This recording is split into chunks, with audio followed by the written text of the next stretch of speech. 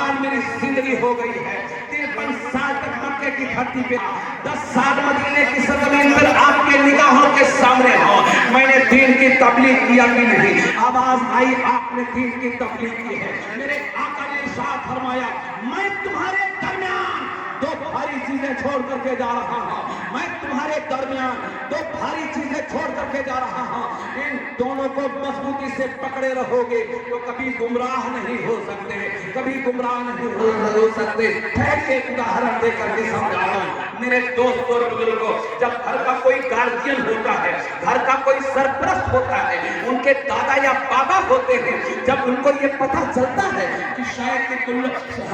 کہ حقیقت میں کل نفس ذائقۃ الموت کے تحت مجھے بھی خدا کی بارگاہ میں جانا ہے، جب باپ کو یہ پتہ چلتا ہے، جب دادا کو یہ پتہ چلتا ہے، جب گارجین کو پتہ چلتا ہے کہ میری عنقریب میں انتقال کرنے والا ہوں، اپنے بچوں کو بلاتا ہے، اپنے ماتحت کو بلاتا ہے اور اپنے بچوں سے کہتا ہے اے میرے بیٹے میری چند دن کی زندگی ہے، دیکھو میرے کاروبار کو اس طرح سے آپ سنبھال لینا اور بھلا سے برابر آپ ملتے رہنا، ان سے تعلقات بہت مضبوط رکھنا، اس لیے کہ میرا لین دین ہے ان سے، اس لیے کہ میرے دوست ہیں، اس لیے کہ میرے کاروبار ہیں۔ ایسا کیوں کہہ رہا ہے؟ ایک سرپرست اپنے باپ کو یہ گائیڈ لائن دے رہا ہے، اپنے باپ کو یہ راہ دکھا رہا ہے، میرے بچوں جب اس راہ پہ چلو گے کبھی بھٹک نہیں سکتے۔ ٹائم ہے کہ ڈیٹیل گفتگو کر سکو۔ پیغمبر کرام صلی اللہ علیہ وسلم، اسلام اتنے آسانی کے ساتھ پرانا خاص میں نہیں آ گیا ہے، اسلام اتنے آسانی کے ساتھ پتھر کی سرزمین پہ نہیں آ گیا ہے، اسلام اتنے آسانی کے ساتھ اتر پردیش میں نہیں آ گیا ہے، اسلام اتنے آسانی کے ساتھ ہندوستان کی سرزمین پہ نہیں آ گیا ہے۔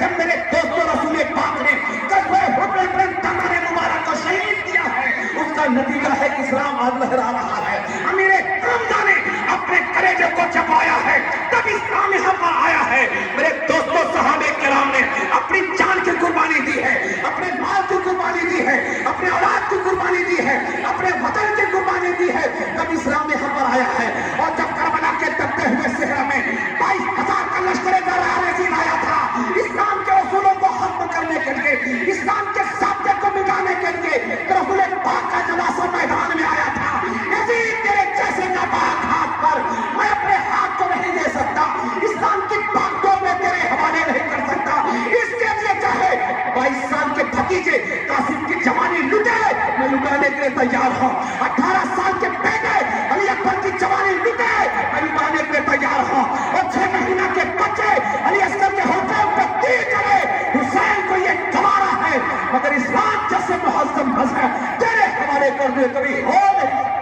نعرہ تکبیر، اللہ اکبر، نعرہ